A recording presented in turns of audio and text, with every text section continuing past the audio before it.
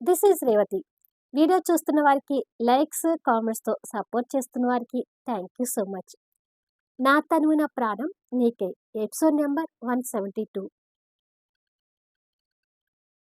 సూర్య voice చెవిలో పడగానే కళ్యాణ్ పిడికిలి ఇంకా బలంగా మారుతూ నిప్పులు కక్కుతున్న కళ్ళతో సూర్య ముందుకు తిరిగి అదే పిడికిలితో సూర్య చెంప మీద నుంచి గట్టిగా కొడతాడు. కళ్యాణ్ దెబ్బ బలంగా పడేసరికి ఎంత జిమ్ బాడీ సూర్య అయినా ఆ షాట్‌కి కింద పడి మట్టి కరుస్తాడు. కింద పడిన సూర్యకి అసలు ఏం జరిగింది అనేది కొన్ని క్షణాలు అర్థం కాలేదు. కానీ పెదవి దగ్గర ఏదో మంట అనిపిచ్చి వేలు పెట్టి చూసేసరికి కళ్యాణ్ కొట్టిన దెబ్బకి పెదవి చిట్లి రక్తం కనిపిస్తుంటుంది. ఆ రక్తాన్ని చూసి ఆశ్చర్యపోతూ క్షణం ముందు ఏం జరిగిందో కళ్ళ ముందు గిర్రున తిరిగి కోపంతో పైకి లేచి మట్టి అంటిన బట్టలు దులుపుకొని ఆవేశంగా కనిపిస్తున్న కళ్యాణ్ వైపు చూస్తూ నన్నే పట్టుకొని కొడతారా అని అడుగుతాడు. కొట్టడం కాదు ఈడియట్, నిన్ను చూస్తేనే చంపేలంత కోపం వస్తుంది అంటూ కళ్యాణ్ పళ్ళు నూరుకుంటూ దగ్గరకొస్తాడు. నన్ను చంపేంతగా నేనేం తప్పు చేశాను అంటూ సూర్య ఎదిరించి మాట్లాడతాడు. క్రాంతిని పోలీస్ స్టేషన్‌లో పెట్టి ఆడపిల్లని కూడా చూడకుండా పనిష్మెంట్ పేరుతో తన్ని లాఠీతో కొట్టించడం తప్పు కాదా అంటూ నిలదీస్తాడు. ఓహో, అదా విషయం. అది తప్పు ఎందుకవుతుంది? మా ఆఫీసులో ₹1,00,00,000 దొంగతనం చేసింది. డబ్బు కోసం పోలీస్ కంప్లెయింట్ ఇచ్చాను. పోలీసులు వాళ్ళ డ్యూటీ వాళ్ళు చేస్తున్నారేమో. దానికి నేనేదో పెద్ద తప్పు చేసినట్టు నన్ను కొడతారేంటి? అంటాడు కోపంగా చూస్తూ. క్రాంతి డబ్బు తీసింది అంటే అసలు నువ్వు ఎలా నమ్మగలుగుతున్నావు సూర్య? అని అడుగుతాడు. తను డబ్బు తీయటం కెమెరాలో పడ్డాక కూడా అది చూసి నమ్మకుండా ఉండటానికి నేనేమైనా పిచ్చివాణ్ణా? అంటూ ఆవేశపడతాడు. రే ఫూల్! నువ్వు నిజంగానే పిచ్చివాడివి. ఒక్కొక్కసారి మన కళ్ళు కూడా మనల్ని మోసం చేస్తాయి అంటాడు కళ్యాణ్. అంటే తను డబ్బు దొంగతనం చేసినట్టుగా నేను కెమెరాలో చూసింది అబద్ధమని మీ అభిప్రాయమా? అని అడుగుతాడు. ముమ్మాటికి అబద్ధమే. ఇదంతా ఆ పరిశ్రమ్ జెస్సీ ఆడిన కుట్ర అంటాడు కళ్యాణ్ ఆవేశపడుతూ. మీరు చెప్పేదే అబద్ధం. నేను మీ శత్రువు కూతుర్ని పెళ్లి చేసుకోవడం ఇష్టం లేక మీ ఇష్టం వచ్చినట్టుగా మాట్లాడుతున్నారు. అయినా పరశురామ్ గారు, జెస్సీ కుట్ర చేసి క్రాంతిని ఇరికించాల్సిన అవసరం ఏముంది? అని అడుగుతాడు. నీ ఆలోచన, నీ అభిప్రాయాలు నీవే గాని నేను చెప్పేది వినవా సూర్య? అని అడుగుతాడు కళ్యాణ్. మీరేం చెప్తారు నేనే వినాలి అని అడుగుతాడు ఆవేశపడుతూ. క్రాంతి దొంగతనం చేయలేదు. అదంతా ఒక కుట్ర అంటాడు కళ్యాణ్. తను దొంగతనం చేయలేదని మీరు అంత నమ్మకంగా ఎలా చెప్పగలుగుతున్నారు? అని అడుగుతాడు. క్రాంతికి డబ్బు మీద ఆశ ఉంటే తనకున్న కోట్ల ఆస్తి నీకోసం వదిలేసి తల్లితో కలిసి బయటకొచ్చి బస్తీలో ఒక సాధారణ జీవితం ఎందుకు గడుపుతుంది? అని అడుగుతాడు.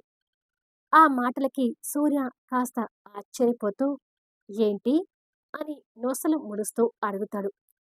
అప్పటి వరకు ఆవేశపడుతున్న కళ్యాణ్ కాస్త ఆవేశాన్ని కంట్రోల్‌కి తెచ్చుకుంటూ నేను చెప్పేది నిజం సూర్య.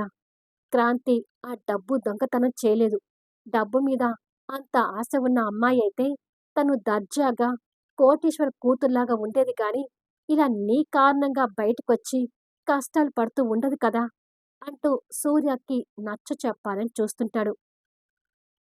అసలు ఏం మాట్లాడుతున్నారు మీరు?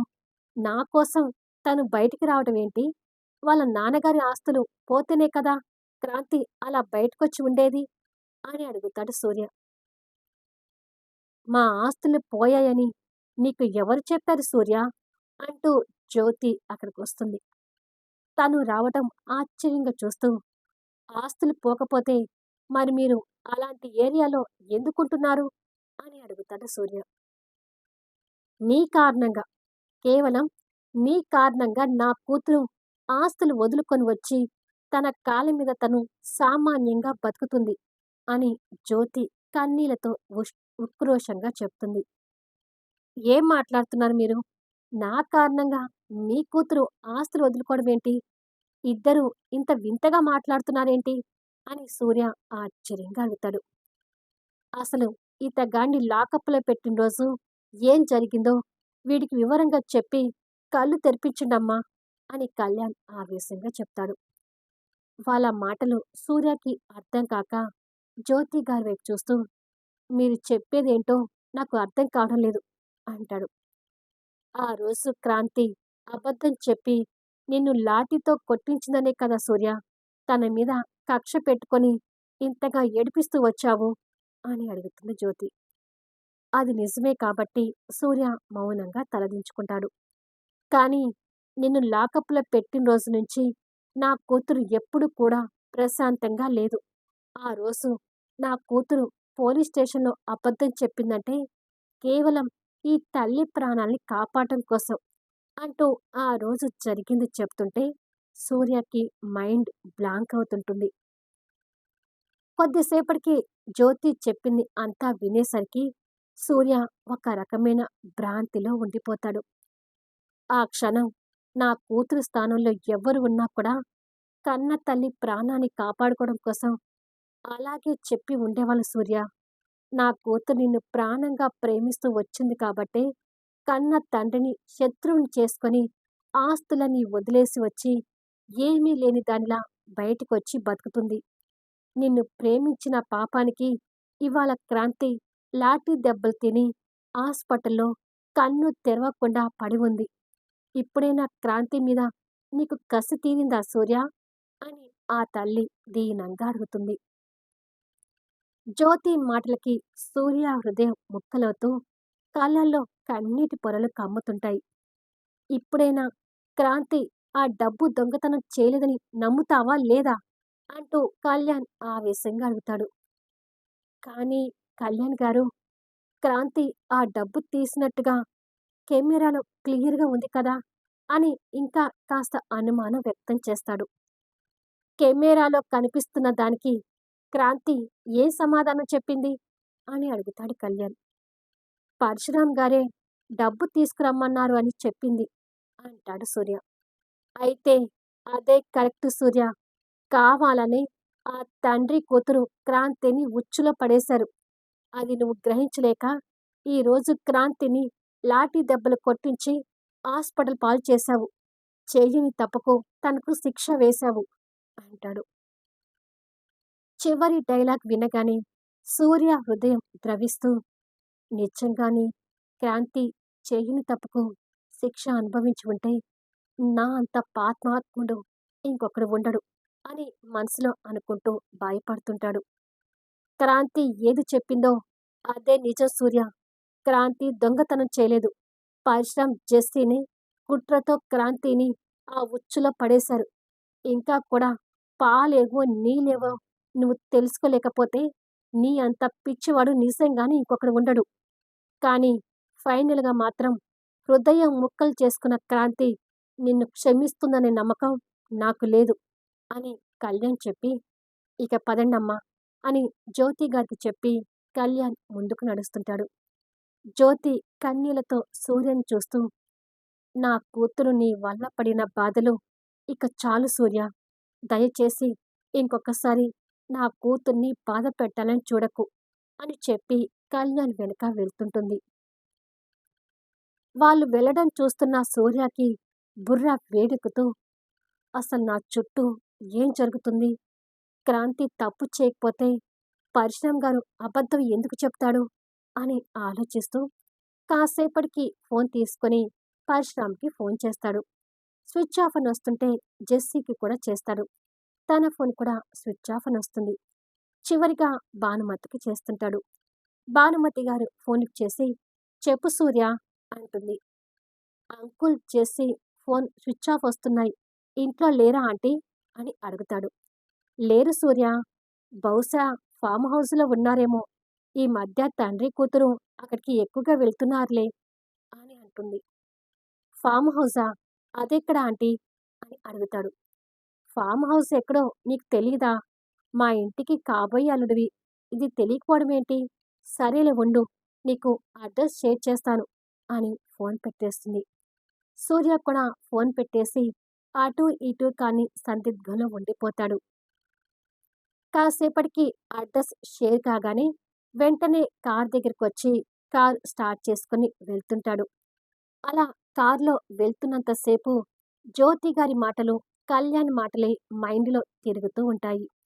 మరి కాసేపటికి ఆ అడ్రస్‌కి చేరుకొని ఫార్మ్ హౌస్ గేట్ ముందు కారాపి, గేట్‌కి, బిల్డింగ్‌కి కాస్త దూరంలో ఉన్న గార్డెన్‌లో నుంచి లోపలికి వెళ్తూ ఉంటాడు. అలా ఆ బిల్డింగ్ లోపలికి చేరుకొని చుట్టూ చూసేసరికి ఎవ్వరూ కనిపించరు. కానీ పైనుంచి ఏవో మాటలు వినిపిస్తూ ఉంటే ఫాస్ట్‌గా పైకి వెళ్తాడు. అక్కడ రూముల నుంచి మాటలు వినపడటం చూసి లోపలికి వెళ్ళబోతుండగా, "ఆ క్రాంతిని దొంగతనం కేసులో భలే ఇరికిచ్చారు డాడీ. ఈ విషయంలో మిమ్మల్ని మెచ్చుకోకుండా ఉండలేకపోతున్నాను" అని మందు మత్తులో జెస్సీ మాటలు వినిపిస్తుంటాయి. సడెన్‌గా ఆ మాటలు సూర్య చెవిలో పడగానే క్రాంతి విషయంలో తప్పు చేసిన భావన మనసులో కలిగి గుండెను పిండేస్తున్నట్టుగా ఉంటుంది. "ఇక నీ దారికి ఎవరు అడ్డులా లేరులేమ్మా! ఇక నువ్వు హాయిగా సూర్యని పెళ్లి చేసుకోవచ్చు" అంటాడు పరశురాం మందు తాగుతూ. "కానీ డాడీ, ఆ రోజు క్రాంతిని బలాత్కారం చేయమని రౌడీల్ని పంపించాను. అసలు ఆ రోజే తన జీవితం కుక్కలు చింపిన విస్తరి అయ్యుంటే నేను ఇంకా సంతోషించేదాన్ని" అంటూ జెస్సీ నోటి నుండి అన్ని కుట్రలు బయటపడుతుంటాయి. ఒక్కొక్క మాట వింటున్న సూర్య చలనం లేని శిల్పంలా నిలబడిపోతాడు. "ఆ రోజు తన టైం బాగుండి కాస్త బయటపడింది" అంటాడు పరశురాం. జెస్సీ గ్లాస్‌లో ఉన్న మందు సిప్ చేసి, "అవును డాడీ. అసలు నా కాలి గోటిని కూడా తాకడానికి పనికిరాని సూర్యాని ట్రాప్ చేసి నా ప్రేమలో దింపమని ఎందుకు చెప్పారు?" అని అడుగుతుంది. జెస్సీ మాటలకు సూర్య మరొక్కసారి షాకవుతూ, "నన్ను ట్రాప్ చేసిందా?" అని అనుకుంటాడు. "దేనికంటావేంటమ్మా? నువ్వు సూర్యని ట్రాప్ చేసి మన ఇంటి అల్లుడిని చేసుకునే వెనక నేను పెద్ద స్కెచ్చే ఉంది.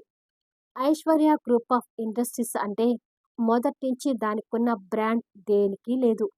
మైథిలి ఐశ్వర్య గ్రూప్ ఆఫ్ ఇండస్ట్రీస్‌ని అమ్మాలి అనుకున్నప్పుడు అది కొందామని నేను ఆశగా వెళ్ళాను. కానీ ఆ మైథిలి ఇండస్ట్రీ నాకు అమ్మలేదు. ఆ ఇండస్ట్రీని బినామీ పేరుతో కళ్యాణ్ కొన్నాడని తర్వాత తెలిసింది. ఆ తర్వాత కళ్యాణ్ విదేశాల్లో సంపాదించే ప్రతి రూపాయి, ప్రతి ప్రాఫిట్ కూడా మైథిలి పేరు మీదనే సంపాదిస్తున్నాడని తెలిసింది. అప్పుడే సూర్య చదువు కోసం అబ్రాడ్ వెళ్ళాడు. సూర్య ఆ కళ్యాణ్ మీద కక్షతో ఉన్నాడని తెలిసింది. మైథిలి పేరు మీద ఉన్న ఐశ్వర్య గ్రూప్ ఆఫ్ ఇండస్ట్రీస్ మనకి దక్కాలి అంటే నాకు సూర్య ఆయుధంలా కనిపించాడు. అందుకే సూర్య చదువుతున్న యూనివర్సిటీకి కావాలని నిన్ను పంపించి సూర్యని ట్రాప్ చేసి నీ లవ్‌లోకి దింపమన్నాను. కళ్యాణ్, మైథిలి అప్పుడు విడిపోయినా ఎన్ని అడ్డంకులు సృష్టించినా కూడా చివరికి ఏదో ఒక రోజు వాళ్ళిద్దరూ కలుస్తారని ముందే ఊహించాను.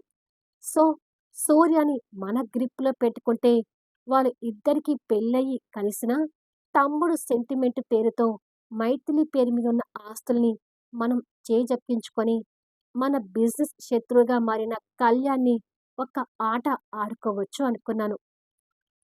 మొన్న టెండర్ ఆఫీస్‌లో మైథిలికి తమ్ముడు సెంటిమెంట్‌తో తన బ్రెయిన్ వాష్ చేయించి, తన చేత టెండర్ వేయించకుండా వెనక్కి తిరిగి పంపించి, ప్రాజెక్ట్‌ని మన కంపెనీకి తెచ్చుకున్నాను. మైథిలి దగ్గర తమ్ముడు సెంటిమెంట్ ఎంతగా వర్కౌట్ అయిందో ఫస్ట్ ట్రైల్‌లోనే నాకు బాగా తెలిసింది. ఇక ఐశ్వర్య గ్రూప్ ఆఫ్ ఇండస్ట్రీస్ నాది అని అప్పుడే ఫిక్స్ అయ్యాను అంటాడు. వాడి ప్లాన్ వింటున్న సూర్యకి షాకుల మీద షాకులు తగిలినట్టు ఉంటాయి. ఓహ్! సూర్యని ట్రాప్ చేసి లవ్‌లో దింపమన్నది ఇందుకా? అని ఆశ్చర్యంగా అడుగుతుంది జెస్సీ. మరి నేను ఇంత ప్లాన్‌తో ఉండకపోతే మింగ మెతుకులేని ఆ బికారిని నా ఇంటి అల్లుడిని చేసుకోడానికి నేనేమైనా పిచ్చివాడినా? అంటాడు పరశురాం. దుర్మార్గపు ఆలోచనలు ఉన్న మనుషులు పైకి ఒక రకంగా, లోపల ఇంకొక రకంగా ఉంటారని సూర్యకి అప్పుడు అర్థమవుతుంటుంది. You are right dad. మీరు అన్నీ బాగా ప్లాన్ చేశారు. లేకపోతే ఏమీ లేని సూర్యని లవ్‌లోకి దింపమని నాకెందుకు చెప్తారు? సూర్య నాకు మొగుడైతే ఇక సూర్యని ఎలా అంటే అలా ఆడించుకోవచ్చు. క్రాంతిని దొంగతనం కేసులో ఇరికించి సూర్యకి క్రాంతి మీద ఆ కాస్త ఎఫెక్షన్ కూడా పూర్తిగా లేకుండా చేశాను. ఆ క్రాంతి నా చెంపదెబ్బ కొట్టినందుకు ఇప్పుడది ఎన్ని లాఠీ దెబ్బలు తిని ఉంటుందో లెక్కలేదు. నీకొక విషయం తెలుసా డాడీ? క్రాంతిని లాఠీతో కొట్టమని సూర్యతో నేనే డైరెక్ట్‌గా చెప్పించాను అని గొప్పగా చెప్తుంది. అవునా? అంత ఈజీగా సూర్య అలా చెప్పడానికి ఎలా ఒప్పుకున్నాడు? అని అడుగుతాడు పరశురాం. క్రాంతికి లాఠీ దెబ్బలు అనగానే సూర్య కలలో గిర్రున కన్నీళ్లు తిరుగుతూ క్రాంతి అరెస్టు తర్వాత జరిగింది గుర్తు తెచ్చుకుంటాడు. మళ్ళీ నెక్స్ట్ వీడియోలో కలుద్దాము. క్రాంతి అరెస్ట్ తర్వాత సూర్య, జెస్సీ మధ్య అసలు ఏం జరిగింది? పోలీసులు క్రాంతిని అంతగా కొట్టడానికి సూర్యనే పూర్తి కారణమా? ఇప్పుడు సూర్య, క్రాంతి మధ్య కథ ఎలా ఉండబోతుంది? కంటతడి పెట్టించే అద్భుతమైన సన్నివేశాలతో ఆసక్తికరంగా సాగిపోయే కథా వీడియోస్‌ని మిస్ కాకుండా చూడండి. కథ నచ్చితే లైక్ చేయండి, కామెంట్ షేర్ చేయండి, సబ్స్క్రైబ్ చేసుకొని ఛానల్ షేర్ చేస్తూ సపోర్ట్ చేయండి. Thanks for listening.